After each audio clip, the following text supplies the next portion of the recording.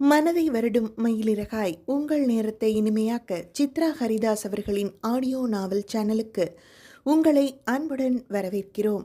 அருமையான கதைகளை கேட்க சேனலை லைக் பண்ணுங்க, கமெண்ட் பண்ணுங்க, சப்ஸ்கிரைப் பண்ணுங்க, உங்க ஃப்ரெண்ட்ஸோட ஷேர் பண்ணுங்க. அத்தியாயம் 46. திருச்சி அரசு மருத்துவமனைக்கு நிரஞ்சனின் உடலை ஆம்புலன்ஸில் ஏற்றிக்கொண்டு சென்றனர். ஆம்புலன்ஸிலேயே ரேகாவும் சரண்யாவும் உடன் சென்றனர். செல்லும் வழியிலேயே விஸ்வாவிற்கு அலைபேசியில் அழைத்த ரேகா நிரஞ்சன் தற்கொலை செய்து கொண்டதையும் அவனது உடலை அரசு மருத்துவமனைக்கு கொண்டு செல்வதையும் சொல்லி அங்கே வர சொல்லியிருந்தார். அதிர்ச்சியடைந்த காயத்ரியும் விஸ்வாவும் அங்கிருந்து புறப்பட்டு அரசு மருத்துவமனைக்கு வந்து சேர்ந்தனர். மருத்துவமனைக்கு கொண்டு வந்த நிரஞ்சனின் உடலை மருத்துவமனையில் உள்ள பிணவரைக்கு தூக்கி சென்றனர். வாசலில் இவர்கள் தேங்கிவிட ரேகா தான் சரண்யாவின் அலைபேசியை வாங்கி அவளது அன்னைக்கும் நிரஞ்சனின் குடும்பத்திற்கும் தகவல் சொன்னார். நிரஞ்சனின் இறப்பு செய்தியை கேட்ட பத்மாவோ மயங்கிச் செறிந்தார். அவரை மயக்கத்திலிருந்து தெளிய வைத்து அவரையும் அழைத்து கொண்டு அவசரமாக அங்கிருந்து காரில் புறப்பட்டனர். விஸ்வா வைபவுக்கு அழைத்து நடந்த விஷயத்தை ஒன்று விடாமல் சொல்லி முடிக்க எதிர்பாராத செய்தியை கேட்டு முற்றிலுமாக உடைந்து போனவன் மகளுடன் தன் நண்பனின் காரிலேயே திருச்சிக்கு பயணித்தான். நேரம் சென்று கொண்டிருக்க உள்ளே கொண்டு சென்ற நிரஞ்சனின் உடலை பற்றிய தகவல் எதுவும் தெரியவில்லை. வாசலில் சரண்யா கண்ணீரோடு அமர்ந்திருக்க விஸ்வா, ரேகா, காயத்ரி மூவரும் சரண்யாவிற்கு ஆறுதலாக இருந்தனர். மதுரையிலிருந்து 2.5 மணி நேரத்தில் அரசு மருத்துவமனைக்கு வந்து சேர்ந்தனர் நிரஞ்சனின் குடும்பத்தாரும் சரண்யாவின் தாயாரும். சரண்யா தரையில் மடங்கி அமர்ந்து கண்ணீர் வடித்து கொண்டிருக்க மாலா ஓடி சென்று மகளை கட்டி இணைத்து கதறிவிட்டார். 2 வாரத்திற்கு முன்புதான் மகளை அப்படி தாங்கியவரின் மரண செய்தியை கேட்டு அவரால் நம்ப முடியவில்லை. மகளை விட்டுவிட்டு இவர் இப்படி ஒரு காரியம் செய்ய எப்படி துணிந்தார் என்ற கேள்வி எழாமல் இல்லை. தன் நிலை போல மகளுக்கும் இந்த நிலை வந்துவிட்டதே என்று துடிதுடித்து போனார். சரண்யாவிடம் குணசேகரன், செழியன் இருவரும் நிரஞ்சனின் இறப்பை குறித்து கேட்க அவளோ எதுவும் சொல்லாது அழுத வண்ணமே இருந்தாள். பொறுமை இழந்த மாலாவோ அவளது புஜத்தை பிடித்து உலுக்கியபடி கேட்டார். சொல்லுடி, என்னாச்சு? ஏன் மாப்பிள்ள இப்படி ஒரு முடிவு எடுத்தாரு? அவர் எதுக்கடி தற்கொலை பண்ணிக்கிட்டாரு? உங்களுக்குள்ள என்னடி பிரச்சனை? வேலையில் எதுவும் பிரச்சனையா? சொல்லுடி, எதுக்கு அவர் இப்படி பண்ணினாரு? அதற்கும் கண்ணீரை தவிர வேறு பதில் தரவில்லை அவள். பொறுமை இழந்த பத்மா மூவரையும் விலக்கிக் கொண்டு அவளது புஜத்தை பிடித்து எழுந்து நிற்க வைத்தவர், என் பிள்ளைய கொண்டுட்டு என்னடி அமைதியா இருக்க? என்கிட்ட இருந்து அவனை பிரிச்சு இங்க கூட்டிட்டு வந்து அவன் முகத்தை கூட பார்க்க விடாம பண்ணிட்டேடி. உன் பின்னாடியே முந்தானையை பிடிச்சிட்டு வந்தவனை கொன்னுட்டேடி. எனக்கும் அவனுக்கும் பகையை வர வச்சு எங்களை பிரிச்சு ஒரு வார்த்தை கூட பேச முடியாம பண்ணிட்டியே. நீ எல்லாம் நல்லா இருப்பியா? சண்டாளி, என் பிள்ளைய கொண்டுட்டு தற்கொலைன்னு சொல்றியேடி. எதுக்குடி என் நிரஞ்சனை கொன்ன? என்னடி பண்ண என் பிள்ளைய? சொல்லுடி, என்ன பண்ண என் பிள்ளைய?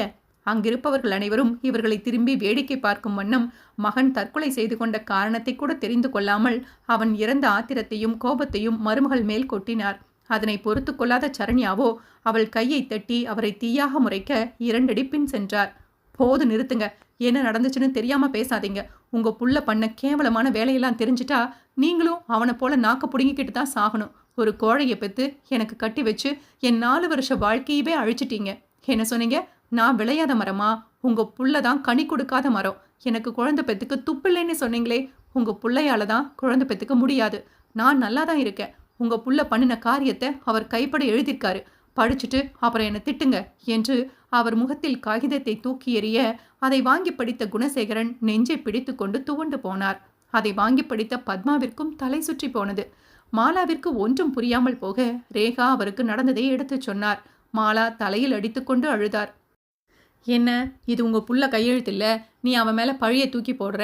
நீ ஏன் அவனை கொண்டுட்டு தற்கொலை பண்ணிக்கிட்டான்னு சொல்லி எல்லாரையும் நம்ப வைக்க பாக்குறேன்னு சொல்ல போறீங்களா? சொல்லணும்னா சொல்லிக்கோங்க. அப்படியாவது உங்க பிள்ளைய நான் கொன்னதா இருக்கட்டும். உண்மை தெரிஞ்சு அவன் சட்டையை பிடிச்சு 4 வார்த்தை கேட்கணும்னு தான் நினைச்சேன். எனக்கு பயந்தே அவன் தூக்குல தொங்கிட்டான். வீரமுள்ள ஆண்மகனை பெத்து வச்சிருக்கீங்க. உங்களுக்கு பாராட்டு பத்திரம் வாசிச்சே ஆகணும் அத்தை என்றதும் அவர் தலை குனிந்தார். அவள் பேசியதற்கு பதில் பேச்சு அவரால் பேச முடியவில்லை. மாமா, உங்க பிள்ளையால நான் மனசார மட்டும் இல்லை, உடம்பாலையும் காயப்பட்டிருக்கேன். எனக்கு குழந்தை பெத்தெடுக்கிறது கஷ்டம்னு சொல்லி வேற சொல்லவே நான் கூசுது. வேற ஒரு ஆணோட ஸ்பெர்மை எனக்கு இன்ஜெக்ட் பண்ணி கிட்டத்தட்ட அந்த குழந்தைய 20 நாளைக்கு மேலே சுமந்திருக்கேன். ஏதோ என்னோட எமோஷனல் அந்த குழந்தை களைஞ்சு போச்சு.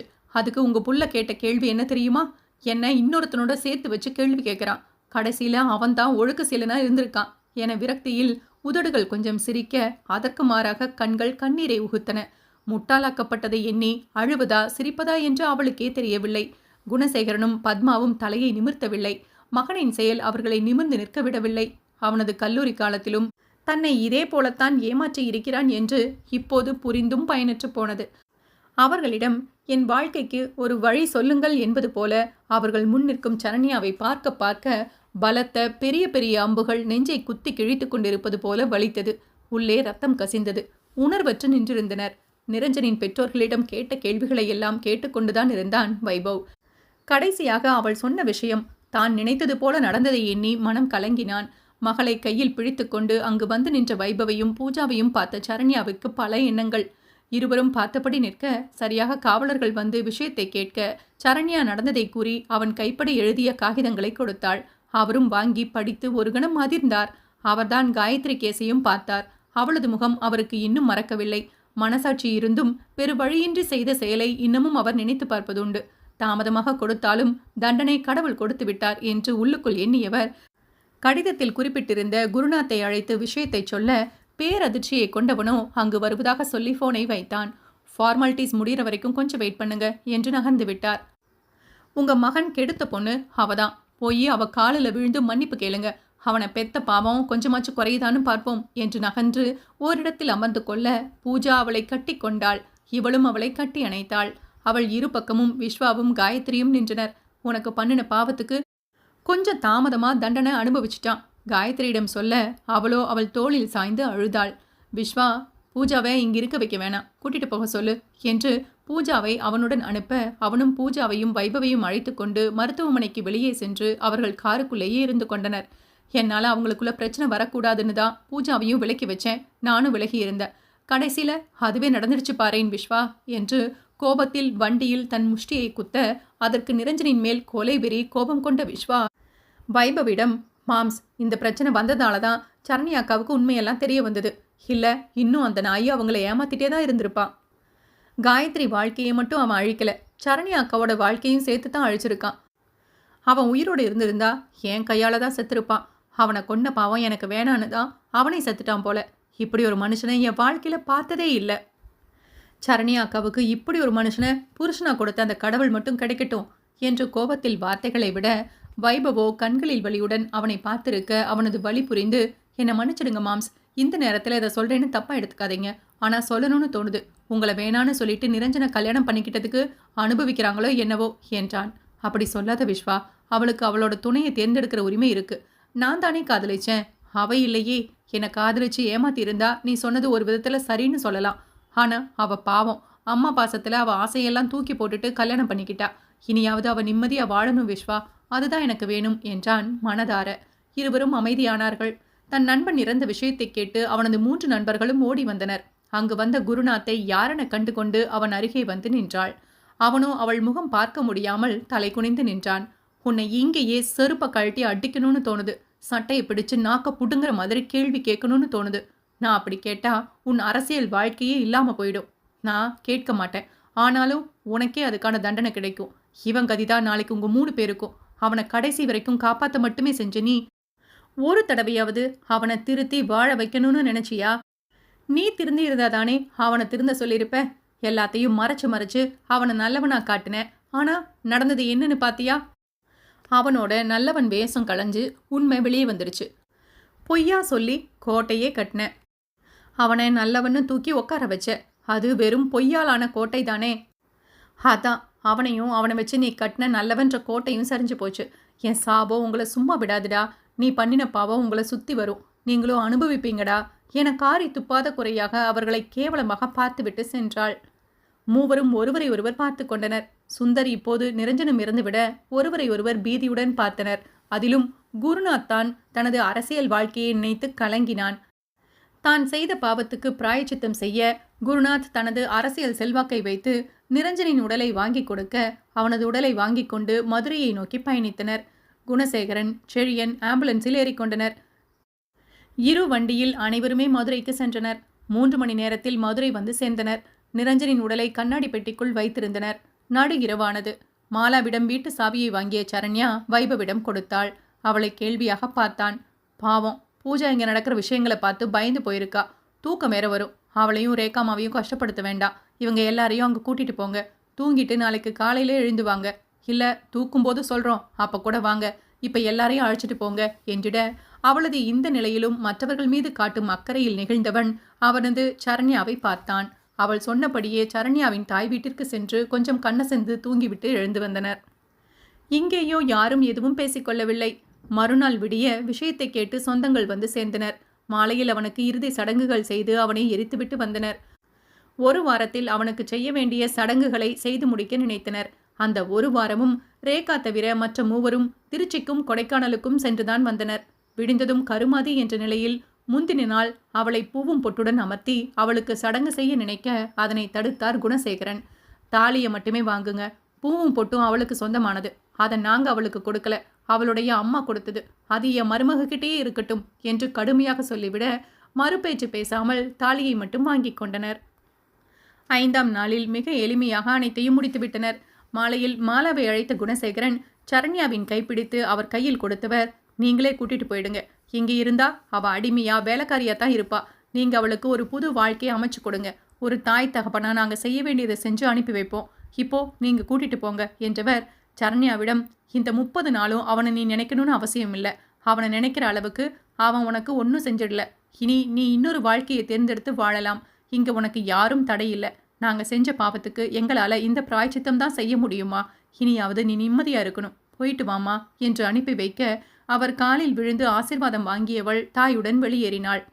காதலெனும் பொய்யான மாயவலையில் சிக்கி அனுபவிக்கும் துன்பம் என்னவென்று தெரியாமல் இன்பமென்ற மாயையில் வாழ்ந்து வந்த பறவை இன்றுதான் தெளிந்து தன் மாயவலையை கிழித்து வெளியே சுதந்திரமாக பறக்கப் போகிறது.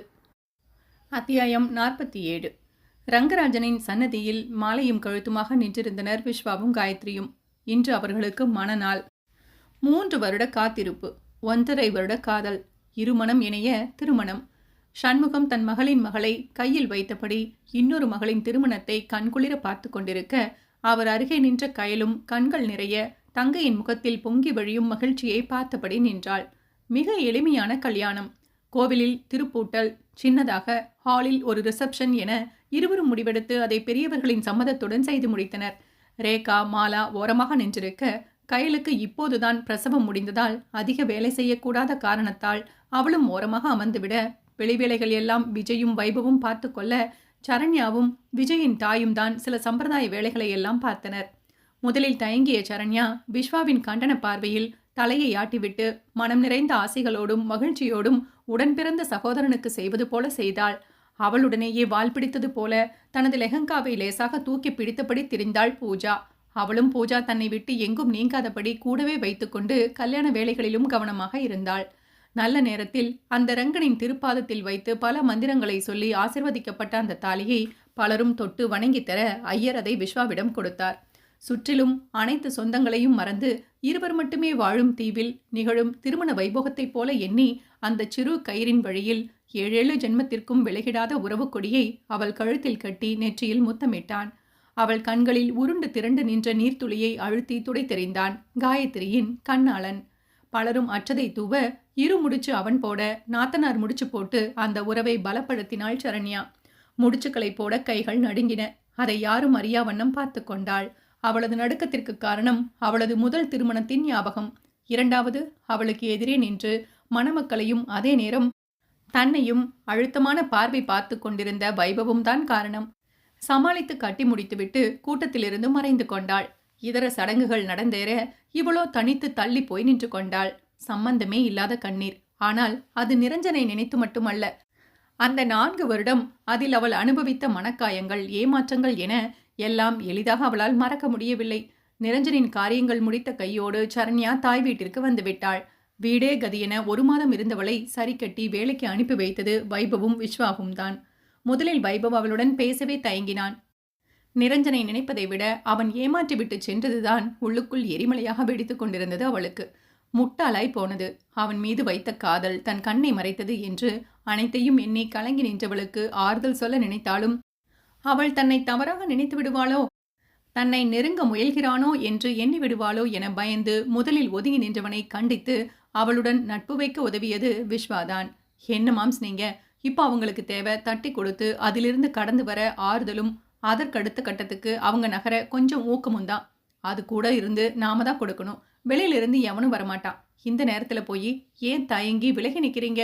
என கடுப்புடன் விஸ்வா கேட்க, வைபவ் தன் தயக்கத்தை அவனிடம் பகிர தலையில் அடித்து கொண்டவன், உங்களுக்கே ஓவரா இல்லையா மாம்சு? நீங்க விலகி போனா காரணம் அவங்களுக்கு தெரியாம இருக்காது. நீங்க ஆறுதல் சொல்லி பேசுறதுனால நீங்க பழைய நினைப்போடு தான் பழகுறீங்கன்னு நினைச்சுக்க அவங்க ஒன்றும் சின்ன பொண்ணு இல்லை. இப்படி அவங்க இடிஞ்சு போயிருக்கிற நிலையில அவங்கள விட்டு நீங்க விலகி போகணும்னு நினைச்சா போங்க. அது உங்க முடிவு.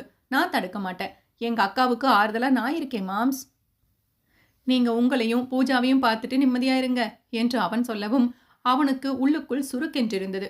ஒருவரது சந்தோஷமான தருணத்தில் உடன் இல்லாமல் போனாலும் அவர்களது கஷ்ட காலத்தில் உடன் இருப்பதே உண்மையான உறவுகளின் கடமை. காதலனாக இல்லாவிட்டாலும் நண்பனாகவாவது உடன் இருக்க வேண்டும். ஆரம்ப காலத்தில் இருவரிடத்தில் இருந்த நட்பு என்றும் மறைக்க முடியாதது, மறுக்கவும் முடியாதது. அதை மீண்டும் புதுப்பிக்க நினைத்தான். அவள் தன்னை தவறாக நினைத்துக் கொள்ளாத வகையில் நட்பு ரீதியாக மட்டுமே உடனிருந்து ஆறுதல் சொல்லி அவளை தேற்ற முயன்றான். அவளது வாழ்க்கையை சீராக்க வேண்டிய கடமையை அவன் எடுத்துக்கொண்டு சரண்யாவுடன் நட்பாக நெருங்கினான். அவள் மனதை மாற்றி அவளை மறுபடியும் ஆசிரியர் வேலைக்கு செல்ல முடிவெடுக்க காரணம் வைபவ் தான். அவனது நட்பு காயப்பட்ட இதயத்திற்கு இதமாக இருந்தது. சனி ஞாயிறு பூஜாவை சரண்யா வீட்டில் விட்டு போவான். வெள்ளிக்கிழமை பள்ளி முடிந்ததுமே மகளை கிளப்பிக் கொண்டு சரண்யா வீட்டில் விட்டுவிட்டு இரவு உணவு உண்டு அங்கேயே தங்கிக் கொள்பவன் சனிக்கிழமை காலையில் கிளம்பி இங்கே வந்து விடுவான். மீண்டும் ஞாயிறு அன்று மதியம் போல வந்து உண்டு மாலையில் மகளை அழைத்து கொண்டு போவான். சலிக்காமல் சனி ஞாயிறு கொண்டு வந்து விடுவான். பூஜாவும் விடுமுறை நாட்களை ஆவலுடன் எதிர்பார்க்க ஆரம்பித்து விட்டாள். சரண்யாவிற்கு பெரிய ஆறுதல் என்றால் அது பூஜாதான். வேலை வேலை என்று ஓடுபவள் விடுமுறை நாட்கள் பழசை எண்ணி அறையில் முடங்குவதாக மாலா புலம்ப இவன் யோசித்து இவ்வாறு செய்தான். விசேஷ நாட்களில் விஸ்வா, காயத்ரி, ரேகா, சண்முகம், வைபவ், பூஜா என அனைவரும் சரண்யா வீட்டிற்கு வந்து கொண்டாடிவிட்டு தங்கி போவார்கள். சொந்தங்கள் கூட காரியங்கள் முடியும் வரைதான் வீட்டில் இருப்பார்கள். அதன்பின் நீ யாரோ நான் யாரோ என்ற ரீதியில் பார்த்தும் பார்க்காமலும் சென்று விடுவார்கள். ஆனால் நட்பு ரீதியாக இணைந்த குடும்பம் இரத்த சொந்தங்களை விட உயர்வானது. வைபவ், விஸ்வா, காயத்ரி, ரேகா காட்டும் அன்பில் சரண்யா மனம் கரைந்து போனது. முன்பின் தெரியாதவர்கள், பழக்கம் என்னவோ ஓராண்டுதான். ஆனால் அவர்களது உறவு ஜென்ம ஜென்மமாக தொடர்வது போல இருந்தது. நிரஞ்சன் இறந்து 6 மாதம் ஆனது. அவனை பற்றி நினைக்கும் போது அவர்களது பழைய காதல் வாழ்க்கையோ ஞாபகம் வரவில்லை. அவன் ஏமாற்றிய வழிதான் வந்து போனது. அவனையும் கடந்த காலத்தையும் கொஞ்சம் கொஞ்சமாக மறக்க முயன்றாள். அதே நேரம் முழு ஆண்டு தேர்வை எழுதி முடித்து பூஜாவும் 3ஆம் வகுப்பை வெற்றிகரமாக முடித்து விட்டாள். 1.5 மாதம் பள்ளி விடுமுறை அளித்திருக்க அவளோ சரண்யாவுடன் தங்கிக் கொண்டாள். விடுமுறை விட்டதும் 10 நாட்கள் சரண்யா கொடைக்கானலுக்கு வந்திருந்தாள். சங்கடங்கள் மறைந்து நட்போடு வைபவுடன் பழகினாள். மூவருமாக ஊரை சுற்றி பார்த்தனர். 10 நாள் அங்கே கழித்துவிட்டு மீண்டும் பூஜாவை அழைத்து கொண்டு மதுரைக்கு வந்து விட்டாள் சரண்யா. அவனும் வழக்கம் போல சனி ஞாயிறு என விடுமுறை நாட்களில் வந்து போவான். சரண்யாவிற்கு அவன் இங்கேயும் அங்கேயும் பயணம் செய்து கஷ்டப்படுவதற்கு இங்கேயே வந்திருக்கலாமே என்ற எண்ணம் தோன்றினாலும் அப்படி அவனிடம் கேட்பது அதிக பிரசங்கித்தனமாகத்தான் தோன்றியது அவளுக்கு. கேட்பதா வேண்டாமா என்று இருமனதாக இருந்தாள். இதற்கிடையில் விடுமுறை முடிய சொற்ப நாட்களை இருக்க வீட்டிற்கு வந்த வைபவிடம் பூஜா தன் ஆசையை சொன்னாள். அப்பா, நாம இங்கேயே வந்துடலாம்ப்பா. நீயும் இங்கேயும் அங்கேயுமா இருக்க. நானும் லீவு விட்டு அங்கே போனது ஒரு மாதிரி லோன்லியாக ஃபீல் பண்ணுறேன்ப்பா. எனக்கு இங்கே நிறைய ஃப்ரெண்ட்ஸ் இருக்காங்க. சரண் ஸ்கூலில் 4th சேர்றேன்ப்பா. அங்கே போய் தனியாக இருக்க எனக்கு பிடிக்கலப்பா என கெஞ்சி கேட்க அவனோ அவளையும் சரண்யாவையும் பார்த்தான். சரண்யாவோ பூஜா இப்படி கேட்பாள் என்று எதிர்பார்க்கவில்லை. அதிர்ச்சியில் அவனை பார்த்தாள். அவனும் சரண்யாவின் அதிர்ச்சியை கண்டு கொண்டவன் பூஜாவிடம் பதிலேதும் சொல்லாமல் சென்றுவிட இருவரது முகமும் வாடி போயின. அன்றிரவு பூஜா சாப்பிடவில்லை. இவள் சமாதானம் செய்து சாப்பிட வைத்தாள். பூஜாவின் முகத்தையே பார்த்திருந்தவள் அவள் கேட்டதற்கான காரணத்தை கேட்டாள். ஏன் பூஜா, உன் அப்பா கிட்ட இங்கேயே இருக்கலாம்னு கேட்ட? உனக்கு அங்கே போக இஷ்டம் இல்லையா? இல்லை என்று தலையாட்டியவள் அவளை கட்டி அணைத்து நெஞ்சில் சாய்ந்து கொண்டவள், எனக்கு உங்க கூட இருக்கிறது தான் பிடிச்சிருக்கு. அங்கே போனால் தனியாக இருக்கிறா போல இருக்கு. கீழே ஷாமினிக்கு அந்த குட்டி பாப்பாவுக்கு அவங்க அம்மா ஊட்டி விடும்போது எனக்கும் அம்மா இருந்து ஊட்டி விடணும்னு தோணுது. அப்போ அம்மாவா நீங்க தான் ஞாபகத்துக்கு வருவீங்க. எப்படா ஃப்ரைடே ஈவினிங் வரும்னு இருக்கும். ஆனால் சண்டே ஈவினிங் எனக்கு போக மனசே இருக்காது. உங்களை கட்டி பிடிச்சு இங்கேயே இருக்கேப்பான்னு அப்பா கிட்ட சொல்லணும்னு தோணும். ப்ளீஸ் சரண், அப்பா கிட்ட பேசி இங்கேயே இருக்க சொல்லுங்க. நான் அங்கே போக மாட்டேன். ப்ளீஸ் சொல்லுங்க என கண்ணீர் விட்டு அழுதாள். அவளை இறுக்கி அணைத்து கொண்டவள், பூஜா அழாத ப்ளீஸ், நான் உன் அப்பா கிட்ட பேசுகிறேன். நீ அழாத குட்டிமா என்று தேற்றி அவளை உறங்க வைத்துவிட்டு தனியாக நின்று யோசித்தவள் அவனிடம் பேச முடிவெடுத்து அவனுக்கு அழைத்தாள். அப்போதுதான் உள்ளே வந்தவன் மெத்தையில் விழவும் இவள் அழைக்கவும் சரியாக இருந்தது. அவளது அழைப்பை கண்டதும் எடுத்து காதில் வைத்தான். அமைதியாக இருந்தவள் பேசத் தொடங்கினாள். சாரி வைபவ், பூஜா இப்படி கேட்பான்னு நான் எதிர்பார்க்கல. நீ எதுவும் அவளை தப்பா எடுத்துக்காத. குழந்தை ஏதோ ஆசையில் கேட்டுட்டா. நீ பதில் சொல்லாமல் போனது சோகமாயிட்டா. சாப்பிட மாட்டேன்னு சொன்னான். நான் தான் சமாதானம் பண்ணி சாப்பிட வச்சு தூங்கவும் வச்சிட்டேன். தூங்கிட்டா. நீ அவன் மேலே கோவப்படாமல் மார்னிங் அவகிட்ட பேசிடு. அவள் கேட்டதை பற்றி இல்லைனாலும் வேற ஏதாவது பேசி நார்மலாக தான் இருக்கேன்னு அவளுக்கு புரியவை ப்ளீஸ் என்றாள். என்ன சாரு ப்ளீஸ்ன்னு சொல்லிட்டு நீ சொல்லாட்டியும் அவகிட்ட ஃபோன் பண்ணி பேசத்தான் செய்வேன். எனக்கு பூஜா மேலே கோபம் எல்லாம் இல்லை. அவள் இப்படி கேட்குற ஆள் தான். நான் கோபத்தோட எல்லாம் வரல. நாளைக்கு அவகிட்ட கால் பண்ணி பேசிடுறேன் என்றான். அவளும் பதிலுக்கு என்றதோடு அமைதியாகிவிட இவன்தான் அவளது பேச்சற்ற அமைதியில் எதுவும் கண்டுபிடிக்க முடியாமல் புருவங்கள் நெருங்கி அமர்ந்திருந்தான். அவளது அமைதி நீடிக்க பொறுமை இழந்தவன் சாரு என்னாச்சு அமைதியாகிட்ட என கேட்டான்.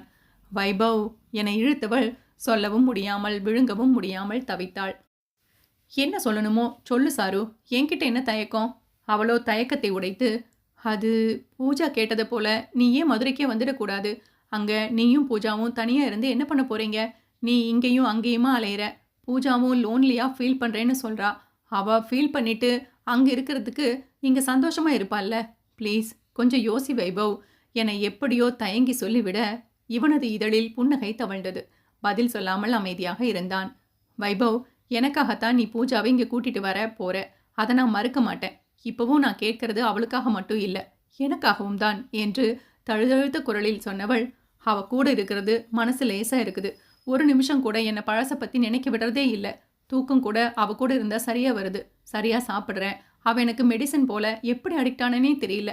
சாரி வைபவ், அவள் என் கூட இருக்கணும்னு தோணுது என்று ஊதட்டை கிடைத்து அழுகையை அடக்கினாள். அவளது விம்மல் இவனுக்கு கேட்டது.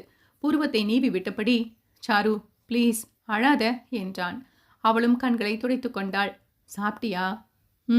நீ? இல்லை, இப்போதான் வந்த. இனிதான் ஏதாவது இருக்கான்னு பார்க்கணும் என்றான் பயண அலுப்பில். நான் தான் பேக் பண்ணி தரேன்னு சொன்னேன்ல, வேணான்னு போனேன் என முணுக்கென அவளுக்கு கோபம் வர அவனும் பக்கென்று சிரித்து விட்டான். உனக்கு எதுக்கு சிரமம்னு தான் வேணான்னு சொன்னேன். இட்ஸ் ஓகே, ஏதாவது இருக்கும், நான் பார்த்துக்கிறேன், நீ போய் தூங்கு, பாய், குட் நைட் என்று வைத்து விட்டான். அவனிடம் பதிலை எதிர்பார்த்தவள் அதை பற்றி அவன் பேசாமல் வைத்து விட்டதை எண்ணி இவளுக்கு நெருடலாக இருந்தது. பின் அவளே யோசித்து முடிவெடுக்கட்டும் என்று தன்னைத்தானே சமாதானம் செய்து கொண்டு உறங்கிவிட்டாள். வைபவ் தான் இரவு முழுவதும் உறங்காமல் யோசித்தவன் காலையில் ஒரு முடிவுடன் எழுந்தான். அத்தியாயம் 48. தன் நண்பன் வைத்திருந்த பேக்கரியின் ஒரு கிளையில்தான் தற்காலிகமாக வேலை பார்த்து கொண்டிருந்தான் வைபவ். முதலில் அவனிடம் தற்காலிகமாக வேலை பார்த்துவிட்டு பின் அங்கேயே ஒரு இடத்தை பிடித்து கஃபே ஆரம்பித்திடும் முடிவில்தான் என்றிருந்தான் வைபவ். ஆனால் சூழ்நிலை மாறிவிட அந்த எண்ணத்தை கைவிட்டவன் தன் நண்பனிடம் தன் முடிவையும் சொல்ல அவனும் அவள் தோள் தட்டி அதை ஏற்றுக்கொண்டான். பூஜாவை அழைத்து போக மதுரைக்கு வந்திருந்தான் வைபவ். பூஜா அன்று முழுக்க சோகமாகவே இருந்தாள். மாலா, சரண்யா எவ்வளவு சொல்லியும் அவள் கேட்கவே இல்லை. வைபவ் அன்று முழுக்க வீட்டில் இல்லை. வேலை விஷயமாக வெளியே சென்று இரவுதான் வந்தான். வந்ததும் உண்டுவிட்டு உறங்கி போனான். அவன் வருவதற்கு முன்பே பூஜாவும் அழுது கொண்டே உண்டுவிட்டு உறங்கிவிட்டாள். மறுநாள் கண்ணீர் திவளையில் நனைந்தபடி பூஜாவை கொடைக்கானலுக்கு அழைத்து சென்றான் வைபவ். சரண்யாவிற்கு கோபமாக இருந்தது. அலைபேசி வழியே அவனை திட்ட வேண்டும் என்று கூட நினைத்தாள். பின் உரிமை இல்லாத இடத்தில் பேசுவது மடமை என்று எண்ணி அந்த எண்ணத்தை கைவிட்டாள். நிமிர்ந்து ஒரு வார்த்தை கூட பேசிடாது அமைதியாக வரும் பூஜாவை சிறு வலியுடனும் சிரிப்புடனும் அவ்வப்போது பார்த்து கொண்டுதான் வந்தான் வைபவ். கோபமாக கதவை திறந்து வீட்டினுள் நுழைந்தவளுக்கு எதிர்பாராத பேரானந்தம். வீட்டை காலி செய்வதைப் போல எல்லா பொருட்களும் அட்டை பெட்டியில் அடக்கி வைக்கப்பட்டிருந்தன. முதலில் எதற்கு என்று விழித்தவள் தந்தையின் முறுவலை கண்டதும் புரிந்துவிட வேகமாக பாய்ந்து அப்பா என தழுவி கொண்டாள். பூஜா குட்டிக்கு சரண் தான் முக்கியமா போயிட்டாங்க. இப்போ எல்லாம் இந்த அப்பா முக்கியம் இல்லைல்ல என தனது வலியை மறைத்து அவளிடம் புன்னகையுடனேயே கேட்டான். வைபவின் கன்னத்தை தன் பிஞ்சு விரல்களால் ஏந்தி எனக்கு 2 பேரும் முக்கியம்பா என அடிக்கண்ணில் அவனை பார்த்து சொன்னவள் மேலும் தொடர்ந்தாள். திருச்சியில நீ சொன்னதும் நான் சரண்கிட்ட பேசவே இல்லை. இப்போ மறுபடியும் சரண்கிட்ட பேசி பழக சொல்ற. அதையும் நான் செய்யத்தானே செய்கிறேன். சரண் மதுரைக்கு வந்ததும் நீ என்ன அவங்க வீட்டில் லீவ் டேஸ் எல்லாம் விட்டுட்டு போயிடுற. நானும் நாள் முழுக்க சரண் கூட தான் இருந்தேன். இந்த 1 மந்த் முழுக்க அங்கே தான் இருந்தேன். நான் சரண் கூட அட்டாச் ஆகிட்டேன்ப்பா. திரும்பி இங்கே வர எனக்கு மனசே இல்லை. எனக்கு நீ, நான், சரண், மாலா பாட்டின்னு எல்லாரும் ஒரே வீட்டில் இருக்கணும்னு ஆசைப்பா. அதை சொன்னா நீ என்னை திட்டுவ. அட்லீஸ்ட் திருச்சியில் இருந்தது போலவாவது இருக்கலான்னு தான் நான் உன்கிட்ட கேட்டேன். கேட்டது தப்புன்னா சாரிப்பா என பெரிய மனுஷியை போல பேசி இவனை அதிர்ச்சியடைய வைத்தாள். சரண்யாவிற்காக அவளை தேற்றுவதற்காக பூஜாவை அங்கே அனுப்பி வைத்தவன் பூஜாவின் மனநிலையை எண்ணி பார்க்க மறந்துவிட்டான். அது இப்படி விருட்சமாக வந்து நிற்க என்ன செய்வது, என்ன சொல்வது? பூஜா சொன்னது போல ஒரே வீட்டில் இருப்பது எல்லாம் சாத்தியமாகுமா? ஊரும் உறவும் இல்லாத தனித்தீவில் இல்லையே நாம். நான் வந்து போவதை கூட தவறாக பார்க்கும் கண்களும் அங்கே ஏராளமாக உண்டு. இதில் சேர்ந்திருப்பது எல்லாம் சாத்தியமே இல்லை என்று அவனாக ஒரு முடிவிற்கு வந்தான். பூஜா, நாம ஒன்னா இருக்க முடியாதுடா. ஆனா நீ சொன்னது போல அவங்க வீட்லேயே ஒரு போர்ஷன்ல நம்ம வாடகைக்கு இருக்கலாம். உன் சரண் வேலை செய்கிற ஸ்கூல்லையே உன்னை சேர்த்து விடுறேன். நானும் அங்கே ஒரு கஃபே ஆரம்பிக்கிறேன். இவ்வளோதாண்டா நம்மளால முடியும் என்றான். ஏன்பா, நீ ஏன் சரணை மேரேஜ் பண்ணிக்க கூடாது என சாதாரணமாக கேட்டு இதயத்தை நிறுத்தி வைத்தாள் அவனது ஆசை மகள். பூஜா, என்ன இது, என்ன பேச்சுது? மேரேஜ் அது இதுன்னு உன் வயசுக்கு ஏற்றதை பேசாம என்ன மாதிரி நீ பேசுற என கடிந்து கொள்ள அதை அவள் கண்டு கொள்ளாமல், கீழே ஆன்ட்டி ஒரு தடவை உன்கிட்ட கேட்டாங்களே, அதைத்தான் நான் மறுபடியும் உன்கிட்ட கேட்டேன். நீ அவங்கள மேரேஜ் பண்ணிக்கிட்டா எல்லாரும் ஒன்றா இருக்கலாம்ல, எனக்கும் அம்மா கிடைச்சிடும்ல என்றாள். எப்பவும் அம்மா பற்றி நீ கேட்க மாட்டேன், அப்பா போதுன்னு சொல்லுவேன். இப்போ என்ன புதுசாக அம்மா வேணும் உனக்கு என்றான் கண்டனத்துடன். அப்போ சரணை நான் பார்க்கலையே, சரணை போல யாரும் எனக்கு அம்மா பாசத்தை காட்டலையே. அவங்க வேணும் எனக்கு, அவங்க அம்மாவா வேணும்பா என்று அழுத்தமாக அடமாக சொன்னவளை இழுத்து அணைத்து கொண்டான். என்னால் இப்போதைக்கு மதுரைக்கு கூட்டிட்டு போய் உன்னை சரண் பக்கத்தில் இருக்கத்தான் செய்ய முடியும். அதை தவிர்த்து எதுவும் செய்ய முடியாது பூஜா. நீயும் அதை நினச்சிட்டே இருக்காத. நாளைக்கு உன் ஸ்கூலில் போய் டிசி வாங்கணும் என்றான். அவளும் அவன் இந்த அளவுக்கு ஒத்துக்கொண்டதே போதும் என்று விட்டுவிட்டாள். மறுநாள் அவள் படித்த பள்ளியிலிருந்து டிசியை வாங்கி கொண்டு நண்பனிடம் சொல்லிவிட்டு தனது பொருட்களுடன் மதுரைக்கு வந்து சேர்ந்து விட்டான். சரண்யா பள்ளிக்கு சென்றிருக்க மாலா மட்டும் இருந்தார். அவரிடம் பேசி மேல் போர்ஷனை கேட்டு குடி வந்து விட்டான். சாமான்களை இறக்கி வைத்துவிட்டு அவளை அழைத்து கொண்டு பள்ளிக்கு சென்றான். அங்கே தேவையான ஆவணங்களை வைத்து அவளுக்கு இடம் கேட்க மிக எளிதாகவே அவளுக்கு இடம் கிடைத்துவிட்டது. பணத்தையும் கட்டி சேர்த்து விட்டான். இருவரும் சரண்யாவிற்கு இன்ப அதிர்ச்சியை தர அவளை தேடி சென்றனர்.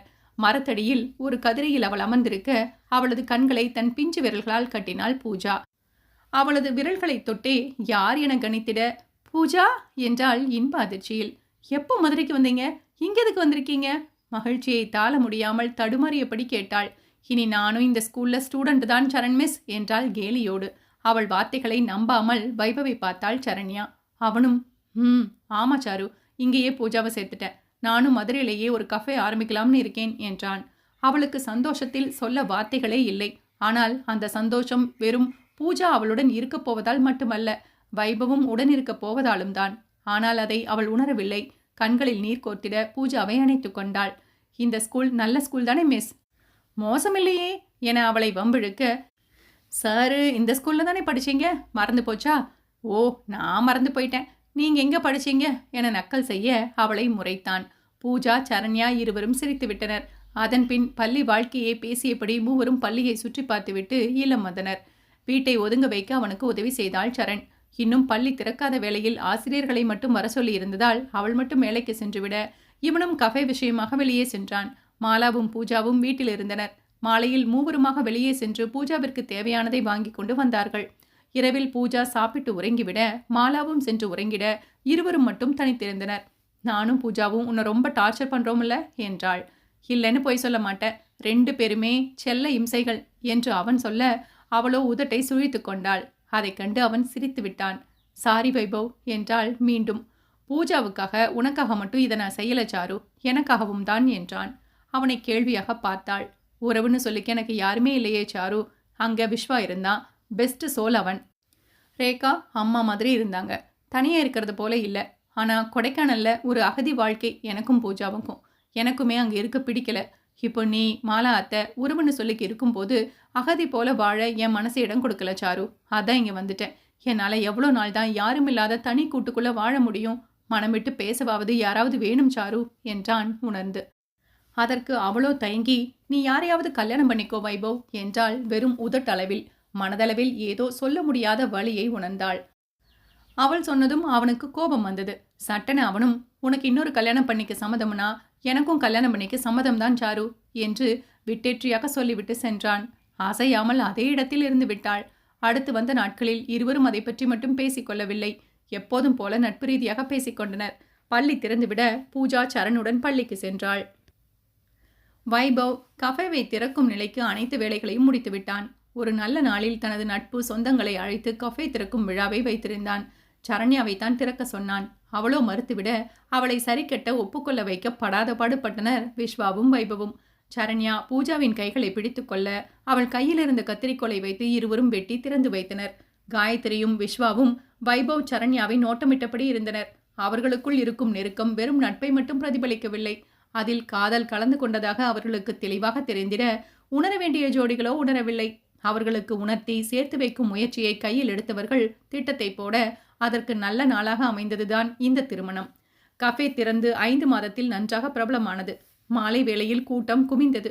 சரண்யாவிற்கு அதை கேட்க திருப்திகரமாக இருந்தது. பூஜாவும் பள்ளியில் தன்னை பொருத்தி கொண்டாள். நாட்கள் அழகாக சென்றன. நட்பு முற்றிய காதலின் தொடக்க நிலையில் வைபவும் சரண்யாவும் இருந்தனர். இந்த முறை சரண்யாவிற்கு வைபவ் மேல் ஈர்ப்பு வந்தது. காதல் என்ற துளி அவர்களது நட்பில் விழுந்தது. அந்த உணர்வு அவளுக்கு பிடித்திருந்ததுதான். இருந்தாலும் பழைய வாழ்க்கையை நினைத்து தன் உணர்வும் தவறு என நினைத்து கொண்டு உள்ளுக்குள்ளேயே ஒடுங்கி புலம்ப ஆரம்பித்தாள். அவனிடம் காதல் என்று முன்னின்றால் காரி உமிழ்ந்து விடுவான். தன்னை கேவலமாக நினைக்க வாய்ப்பு உண்டு.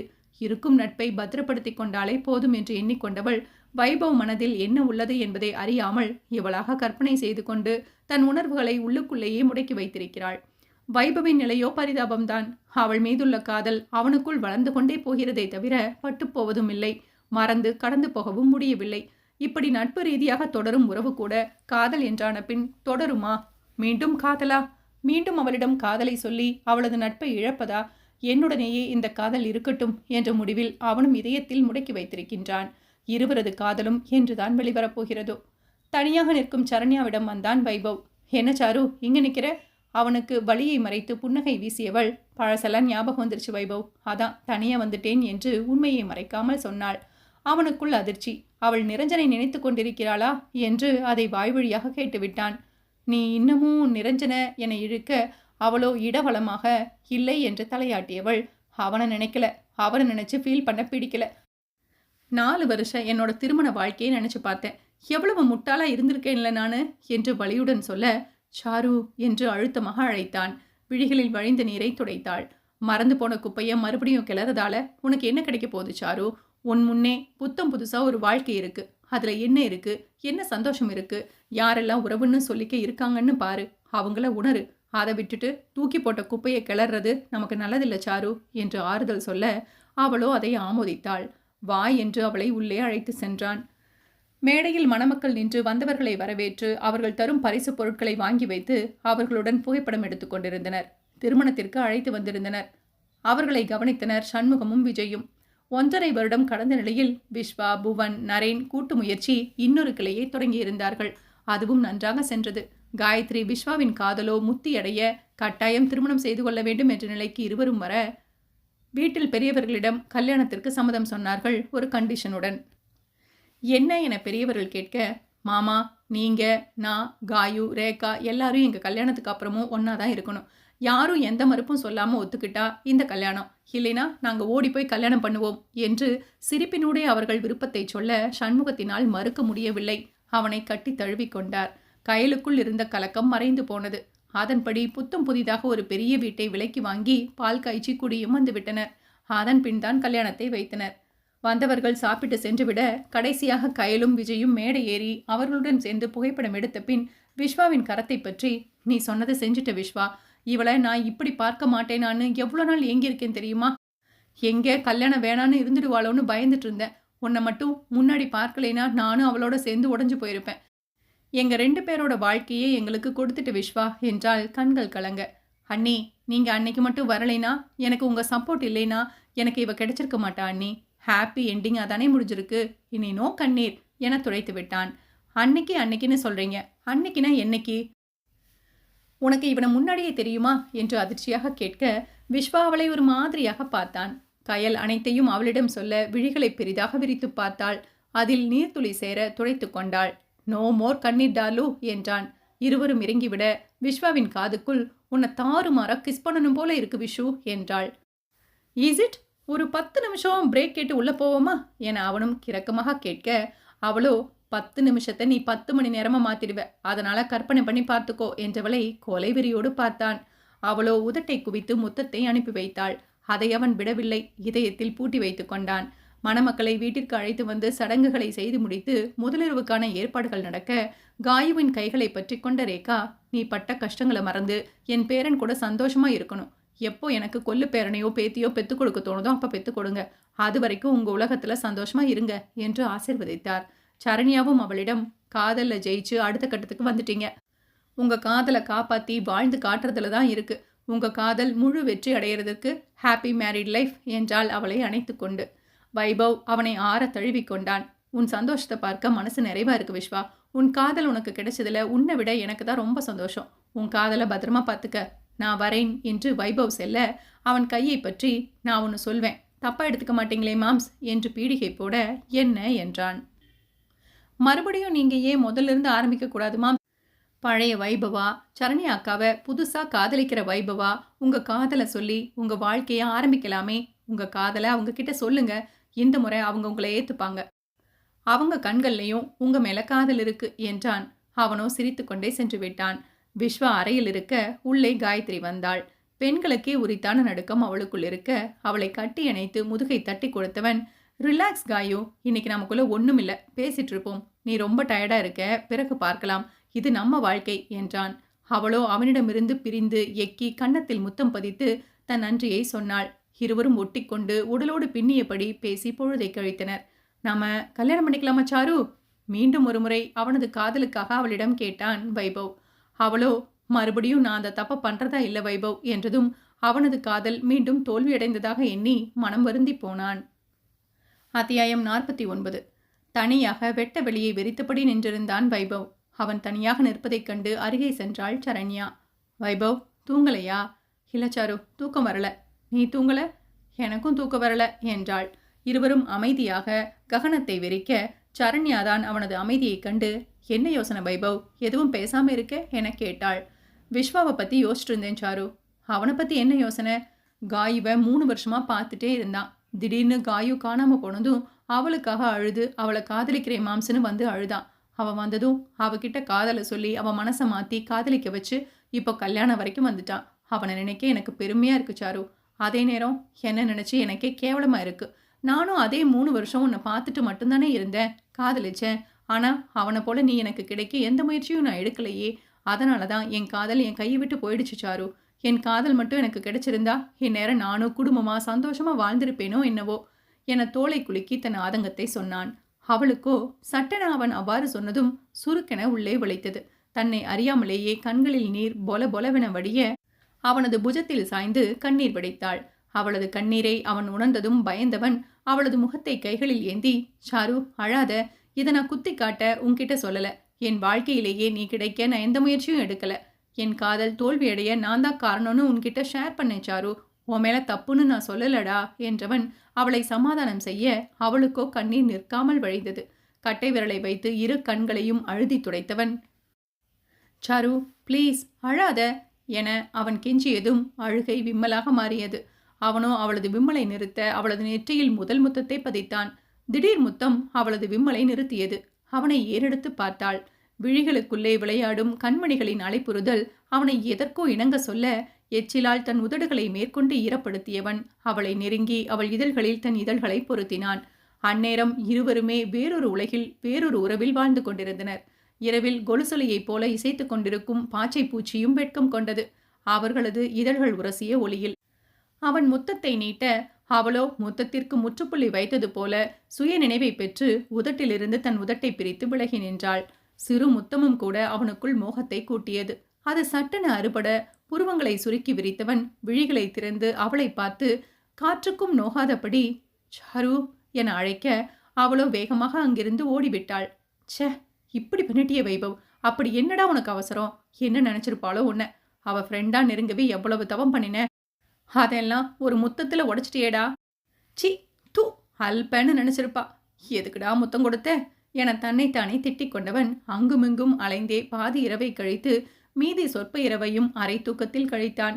நெஞ்சாங்கூடு ஏறி இறங்க மூச்சு வாங்கவே சிரமப்பட்டாள். கடைசியாக அவள் ஆழ்ந்து பார்த்த அவனது விழிகளும் அவள் உணர்ந்த இதழ் முத்தமும் தான் விடியும் வரை வந்து வந்து அவள் தூக்கத்தை விரட்டி அடித்திருந்தது. மறுநாள் இருவரும் ஒருவரையொருவர் காணாது விலகி நிற்க இருவரையும் கவனித்த விஸ்வா காயத்ரி இருவரையும் தனித்தனியாக அழைத்து விசாரிக்க இருவரது மனதில் உள்ள காதலை அவர்களிடம் பகிர்ந்தனர். நான் அன்னைக்கு சொன்னது போலதான், இந்த முறை உங்க காதலை அவங்க ரிஜெக்ட் பண்ண வாய்ப்பே இல்லை, போய் சொல்லுங்க என்று அவனும் அவனை மாடிக்கு அனுப்பி வைத்து அவளிடம் தனியாக பேச சொன்னான். இங்கோ காயத்ரி சரண்யாவிடம், இன்னொரு வாழ்க்கையை தேர்ந்தெடுக்கிறது தப்பில்ல சரண், போனவன் ஒன்றும் யோக்கியனும் இல்லை, அவனை நினைச்சிட்டு நீங்க வாழ, எங்க வைபவ் அண்ணாவை போல ஒரு பெஸ்ட் துணை உனக்கு கிடைச்சிட மாட்டாங்க. ப்ளீஸ் இந்த முறையும் அவரை விட்டுறாதீங்க. உடனே போய் உங்க காதலை சொல்லுங்க என்று அவளையும் மாடிக்கு அனுப்பி வைத்தாள். இருவரும் அங்கே நின்றாலும் வேறு வேறு திசையில் விரிந்த வானத்தை வெறித்தபடி நின்றிருந்தனர். வைபவ் தான் முதலில் ஆரம்பித்தான். என்னை மன்னிச்சிடு சாரு. என்ன அறியாமலேயே உன்னை கிஸ் பண்ணிட்டேன். தப்புதான். ஆனா உன்னை எப்போ எப்படி பார்த்தாலும் நீ என்னோட சாரு. ஏன் சாருதான்னு தோணுது. உன்கிட்ட உரிமை எடுத்துக்க சொல்லுது. எவ்வளோதான் மறைச்சாலும் இந்த காதல் உன் மேலே வெளிப்பட்டுட்டே தான் இருக்கு சாரு. என்னால் இதுக்கு மேலே அதை உள்ளுக்குள்ளே அடக்கி வைக்க முடியாது. ஐ லவ் யூ டி. Love you Charu. நம்ம கல்யாணம் பண்ணிக்கலாமா என்றான். அவளோ அவனை பாராமல், வைபவ், நான் செஞ்ச தப்பை திரும்ப செய்யக்கூடாதுன்னு நினைக்கிறேன் என்று பீடிகை போட, அவனோ மீண்டும் திருமணம் என்ற தப்பை செய்யக்கூடாது என்று நினைக்கின்றாளோ என தவறாக நினைத்து மீண்டும் தன் காதல் மறுக்கப்பட்டதாக எண்ணி கலங்க, அவளோ அவனை பின்னின்று அணைத்து, உன்னை ரிஜெக்ட் பண்ணின தப்பை மறுபடியும் பண்ண மாட்டேன். I do love you Vaibhav. Love you so much. நம்ம கல்யாணம் பண்ணிக்கலாம் என்று அவன் முதுகில் தன் முகத்தை புதைத்தாள். சற்றும் எதிர்பாராதவனுக்கு இன்ப அதிர்வு. அவளை இழுத்து தன்முன் நிறுத்தி கொண்டவன் அவள் நெற்றியில் இதழ் பதித்து இறுக அணைத்து கொண்டான். அவளும் அவன் நெஞ்சத்தில் தஞ்சம் புகுந்து கொண்டாள். இருவரும் தங்கள் காதலை வீட்டில் சொல்லி கல்யாணம் செய்து கொள்ளப் போவதாக முடிவை தெரியப்படுத்த அனைவருக்கும் சந்தோஷம் என்றாலும் துள்ளி குதித்தது என்னவோ பூஜாதான். மேற்கொண்டு 2 நாட்கள் அங்கே கழித்துவிட்டு மதுரைக்கு வந்தனர். மேலும் 1 மாதத்தில் அவர்கள் கல்யாணத்தை வைத்திருந்தனர். மிக எளிமையாக நெருங்கிய நட்பு சொந்தங்களை வைத்து பதிவு திருமணத்தை முடித்துக்கொண்டு அருகே உள்ள உணவகத்தில் சென்று சாப்பிட்டு விட்டு வந்தனர். சரண்யாவின் திருமணத்திற்கு குணசேகரனையும் பத்மாவையும் அழைத்திருந்தான். குணசேகரன் மட்டும் வந்து மணமக்களை ஆசிர்வதித்து விட்டு போனார். இரவில் பூஜா நடுவில் படுத்திருக்க இரு பக்கமும் அன்னை தந்தையாய் சரண்யா, வைபவ் என மூவரும் மெத்தையில் ஓவியமாக தெரிந்தனர். அவர்களுக்கு நடுவே படுத்திருப்பது அவளது அன்னை தந்தையை நினைவுபடுத்த அதை உதறிவிட்டு இவர்களைத்தான் ஆசை தீர பார்த்தாள். இருவரிடமும் இருந்து முத்தங்கள் பரிசாக கிடைத்தன. அன்னையின் நெஞ்சில் தலை சாய்த்து தந்தையின் மேல் கால் போட்டு உறங்கிவிட அவளை ரசித்திருந்தார்கள். பின் வைபவ் கையை நீட்ட சரண்யா அவனது உள்ளங்கையில் தன் கையை வைக்க முத்தமிட்டு நெஞ்சில் வைத்து கொண்டான். அவனை வெட்கத்துடன் பார்த்தவள் எக்கி நெற்றியில் முத்தம் வைத்தாள். கண்ணை மூடி ஏற்றுக்கொண்டான். மறுக்கப்பட்ட காதல் மீண்டும் இருவரால் மரியாதையுடன் போற்றப்படுகிறது. 10 மாதங்கள் கடந்து திருச்சியில் விஸ்வா வீட்டில் அனைவரும் கூடியிருந்தனர். தனது தொழில் வளர்ச்சியடைந்து அடுத்தடுத்த கட்டத்திற்கு முன்னேறியிருந்தான். தொழிலில் மட்டுமில்லாது திருமண வாழ்க்கையிலும் அடுத்த கட்டத்திற்கு முன்னேறியிருந்தான். அவன் மட்டுமல்ல, அவளும் தான். கணவன் மனைவி என காதலுடன் இருந்தவர்களுக்கு அன்னை தந்தை என பதவி கிடைத்துவிட்டது. காயத்ரி கருவுற்று இன்றோடு 7 மாதம் ஆகிவிட இன்று அவளுக்கு வளைகாப்பு. பெண்கள் பலரும் வந்து ஒவ்வொருவராக அவளுக்கு சந்தனம் குங்குமமிட்டு வளையல் பூட்டி ஆசிர்வதித்து சென்றனர். சரண்யாவும் அவளுக்கு செய்தாள். அவளை பிடித்து கொண்ட ரேகா காயத்ரி பக்கத்தில் அமர்த்தி அவளுக்கும் வளையல் போட்டுவிட அதனை ஆசையாக பார்த்தாள் சரண்யா. வைபவ் அவளை ரசித்தான். பூஜா குட்டிக்கு தம்பி பாப்பா வேணுமா தங்கச்சி பாப்பா வேணுமா என புனிதா கேட்க கன்னத்தில் கை வைத்து யோசித்தவள் எனக்கு 2 பாப்பாவும் தான் வேணும் என்றிட அங்கிருந்த அனைவரும் சிரிக்க சரண்யா நாணத்தில் சிவக்க வைபவ் அசடு வழியே நின்றிருந்தான். என்னப்பா, அடுத்த வருஷமே என் பூஜா குட்டி ஆசைப்பட்டது போல ட்வின்ஸை பெற்று கொடுக்குறீங்க என்றார் ரேகா. வெட்கம் கொண்டாலும் இருவரும் காதலுடன் பார்க்க தவறவில்லை. கல்யாணமாகி இன்று வரை மனதால் இணைந்தவர்கள் உடலால் இணையவில்லை. பூஜாவை நினைத்து தள்ளியே இருந்தார்கள். ஆனால் இன்றோ பூஜாவின் வாயாலேயே அவளது எதிர்பார்ப்பை கேட்டவர்கள் இணையை துடித்தனர். அன்றிரவே பூஜாவை ஓரமாக கிடத்தியவன் நடுவே படுத்துக்கொண்டு மனைவியை அங்கம் அங்கமாக ரசிக்க சிவந்த ஆப்பிள் பழம் போல அவள் நாணி கிடக்க அவளை அப்படியே அள்ளிக்கொண்டு முத்தத்தால் மொத்தத்தையும் முழுங்கினான். அவளும் அவன் அல்ல அல்ல தன்னை கொடுத்து அவனது 1000 முத்தங்களை விடிய விடிய வாங்கி கொண்டாள். அவர்களது கூடல் தொடர்ந்தது. பெற்றோர்களாகவும் அதே நேரம் கணவன் மனைவியாகவும் இருவரும் தங்கள் நிலையை விட்டு கொடுக்கவே இல்லை. அழகாய் சென்றன அவர்களது நாட்கள். 3 மாதங்கள் கடந்திருக்க காயத்ரி அழகான ஆண்மகவை பெற்றெடுத்தாள். விஸ்வாவை போல பிறந்திருந்தான். அவளது வலியை தாள முடியாமல் தவித்தவன் தன் உதிரம் கையில் கிடைத்ததும் அவனை கண்டுகொள்ளாது மனைவியை நாடி அவள் உடல்நிலையை தெரிந்து கொண்ட பின்தான் மகனை கைகளில் வாங்கி முத்தமிட்டான். காயத்ரியோ தோளில் சாய்ந்து கொண்டு ரசிக்கும் கணவன் என்னும் குழந்தையையும் கையில் ஏந்திய குழந்தையையும் ஆசை தீர வருடியவள் முழுமையடைந்தது போல உணர்ந்தாள். பூஜா குழந்தையை கண்டதும் எனக்கு வேணும் என்று அடம்பிடிக்க அவளை அடக்க பாடுபட்டனர் சரண்யா, வைபவ் தம்பதியர்கள். அவளது ஆசையை ஏன் கெடுக்க வேண்டும் என்பது போல கடவுள் சரண்யாவின் கருவில் சிசு வளர அனுமதித்தார். அவளும் கருவுற்றிருந்தாள். அவளுக்கு நாள் தள்ளி போக அதிகாலையிலேயே பிரெக்னன்சி சோதனை அட்டையை வைத்து சோதனை செய்தவளுக்கு கண்ணீர் தாரை தாரையாக கொட்டியது. ஆனந்த கண்ணீர் அது. அவளும் கருவுற்றிருந்தாள். 4 வருடங்கள் பட்ட வேதனைகளெல்லாம் இதுவல்லவோ. பத்மாவின் குத்தல் பேச்சு, மற்றவர்களின் ஏளன பேச்சு, சொந்தங்களின் அறிவுரை, பரிதாப பார்வை என அனைத்திற்கும் இன்று விடை கிடைத்துவிட்டது. அவள் கர்ப்பமாகிவிட்டாள். தன் பெண்மையில் சந்தேகம் கொண்டவளுக்கு தாய்மை கொண்டு தீர்த்து வைத்து விட்டார் இறைவன். சமையல் அறையில் தேநீர் தயாரித்துக் கொண்டிருந்தவனை பின்னின்று அணைத்து முதுகை நனைக்க பதறி துடித்து என்ன என்று கேட்டான். அவளோ அவன் முகம் முழுவதும் முத்தமிட்டு இதழில் ஒரு முத்தத்தை பதித்து மூச்சு வாங்க அவனை பார்த்தாள். அவனும் எதிர்பாராத இந்த முத்தத்தில் திளைத்தவன் அவளை இறுக்கி அணைத்து, என்ன மேடம், இன்னைக்கு காலையிலேயே டர்ட்டி கிஸ் எல்லாம் கொடுக்குறீங்க, என்ன ஸ்பெஷல் என்றான். நீ மறுபடியும் அப்பாவாக போறது தான் ஸ்பெஷல். எனக்கு குழந்தை பெத்துக்க தகுதி இல்லைன்னு நினைச்சேன். குழந்தை பெத்து எடுக்கலைனாலும் பரவாயில்லை, தாய் ஸ்தானம் கிடைச்சிருக்கேன்னு நினைச்சு போதும்னு இருந்தேன். ஆனா அது போதாது, இன்னும் இருக்குன்னு எவ்வளோ பெரிய சந்தோஷத்தை கொடுத்து என்னை முழுமையாக்கிட்ட வைபவ் நீ. நான் ஒரு குழந்தையை சுமக்கிறேன், நம்ம குழந்தையை சுமக்கிறேன் என்று கண்ணில் வலியுடன் தன் சந்தோஷத்தை பகிரும் மனைவியை கண்ணிமைக்காமல் பார்த்தவன் அவளை அள்ளி அணைத்து கொண்டான். அவள் பட்ட கஷ்டத்தை கண்ணெதிரே பார்த்தவன் தானே அவனும். அதற்கு அவன் மருந்தாகி போக தன் மனைவியின் தலையை வருடி கொடுத்தான். மாலாவிற்கு மகள் கருவுற்றது சந்தோஷம். பூஜா குதித்து விட்டாள். ரேகா வாய் முகூர்த்தம் பலித்து விட்டது. மருத்துவரிடம் சென்று உறுதி செய்த பின் வந்த நாட்களெல்லாம் அவளை மகளைப் போல பார்த்து கொண்டான் வைபவ். 9ஆம் மாதத்தில் அவளுக்கு வளைகாப்பு வைத்தனர். இந்த 9 மாதத்தில் அவள் தாய்மையில் பூரித்து போயிருந்தாள். அவளை ரசிக்க அவனுக்கு 2 கண்கள் போதவில்லை. காயத்ரி தான் அவனை கிண்டல் செய்தாள். ஆனாலும் இவ்வளோ ஃபாஸ்டா இருக்கக்கூடாதண்ணா என்றதும் அவனும் அசடு வழிந்தான். சரண்யா வைபவின் தவ புதல்வன் பிறந்து அவர்களது கைகளில் தவழ்ந்தான். பூஜாவின் விரலை பிடித்து கொள்ள அக்காஹாரிக்கு கர்வமும் பெருமையும் வந்தது. அப்பா அம்மா என தம்பியின் செயலை சொல்லி குதிக்க அவளை அணைத்து கொண்டு முத்தம் வைத்தாள் சரண்யா. சரண்யா, பூஜா இருவரையும் அணைத்து அவர்கள் நெற்றியில் முத்தம் வைத்தான் வைபவ். மருத்துவமனை அறையில் இருந்தாலும் நால்வரும் தங்கள் உலகில் இருந்தனர். தாய்மையை தந்து அவளை முழுமையாக்க ஒரு உறவாய் வந்து பல உறவாய் ஒரு குடும்பமாய் அவனையும் முழுமையாக்கியிருந்தாள் அவனது காதல் தேவதை. அவன் கனவில் அவளோடு கழித்த வாழ்க்கை அவள் விழிகளில் வழிந்த காதலால் நிஜத்தோடு நிறைவானது. சுபம். இந்த ஆடியோ நாவல் உங்களுக்கு பிடிச்சிருந்தா லைக் பண்ணுங்க, கமெண்ட் பண்ணுங்க, சப்ஸ்கிரைப் பண்ணுங்க. உடனுக்குடன் அப்டேட்ஸ் கிடைக்கணும்னா பக்கத்தில் இருக்கிற பெல் ஐக்கானை தட்டி விட்டுடுங்க.